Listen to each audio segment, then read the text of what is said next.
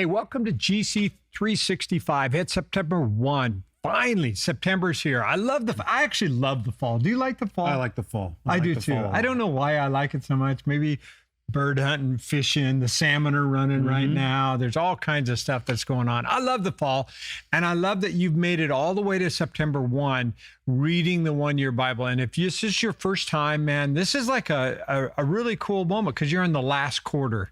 You're going to get to it. You're going to finish it this year. And Tim, I have a good friend with me, Tim McBride. Tim, you have been a part of a lot of my men's groups from time to time. I challenged you, I think, for the very first time to read the one-year Bible. And many years ago. Many years ago. How many years have you been reading the one-year Bible? Oh, probably 10 or so. 10 times. Yeah. Which is so cool that it's amazing. And every time you read it, what do you think? I mean, why do you keep reading it? Because someone is going to sit here. Because I don't remember that thing being there last time. I would read a passage out of it, and I don't remember talking about that. Yeah. Or it's got more. It's more apropos for something that's going on in my life right now. That wasn't that way last year. Yeah. Or the seasons in your life just change, and things mean different things now, to you. You're a scientist. That's a part of your background, which means you're an investigator. You read, you love to study, all that sort of stuff. So do you ever go down a rabbit hole when you get in and you've read the one you've read that portion and you go, I want to know more. And so you dig in a little. I've done that on a few things. Yeah. Trying to get a better history or understanding of the history of the times, particularly the lives that the New Testament presents, and living under the Romans and what that really was like for people. That it was not a very fun place to be. Okay, so now Tim, I'll confess something to you. I actually get a little interested in the genealogies when we get to the genealogies. Have you got, after 10 years, do you notice any patterns in the genealogy? There's a whole lot of begatting going on. Yeah. I kind of lose interest in it. I can't. There's too many names. Goes over the top. Yeah, so, yeah. But that's not where we are today. When you're watching with us today, if you're reading the one-year Bible, you realize we're in Job, and we've been 39 chapters of Job. And if you read Job, the first thing you ask is, why did this guy deserve all these bad things? And I was curious, have you ever felt that way where a lot of bad stuff's happening and you ask the question why? Well, yeah, no, I again, the seasons of your life, you go through periods where you're doing a woe is me. Why is this happening to me? I'm trying to be a good person and trying to do the right thing and be kind to people, and all I am getting is dumped on. Yeah. And it's frustrating. It's very frustrating. I can completely sympathize with him on many, many occasions. So Job 40 is the culmination of Job crying out, if I could just defend myself in front of God, if I could just go in front of him and have my day in court. Well, this is his day in court. This is fascinating. The Lord answers Job, and he begins to talk to Job. Now, I love Job's response when God finally shows up. And here's what he says: I am nothing. How could I ever find the answers? I'm going to cover my mouth with my hand. I have said too much. I have nothing more to say. In other words, I think he realized maybe he just went a little too far. But think about the Lord's answers to Job. He answers Job to Job's struggles. He answers with a description of creation. I don't know whether you're like me, but as I look at this, I keep looking deeply into this to try and figure out what it is about creation that answers Job's problems. How do you respond to that, or how do you relate to that at all? I wish there was more. Do you wish there was more?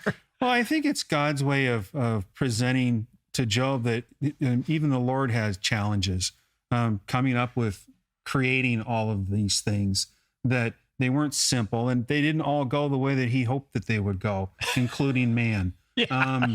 So that's true. I think it's kind of a back at you, Joe, but my life hasn't been as great as you would think it is either. It's the grass isn't always green on the other side of the street kind of a thing. So And so you and I are talking about this, and I'm waiting for the lightning to come down because I don't think we completely understand God. And maybe you're like us, and you go, okay, we try and humanize God almost. I love what you're saying, but that's a good response, Tim. I do think that the creation that He made is so complex that you look at it and you say, okay, I just don't understand. I don't have to understand. I think that's really what he was saying. Well, and you've got millions of people that have spent their lives trying to understand what God has created. And you end up with the sciences that we've got and the approaches that we have to treating illnesses and whatnot. So it's nobody really knows.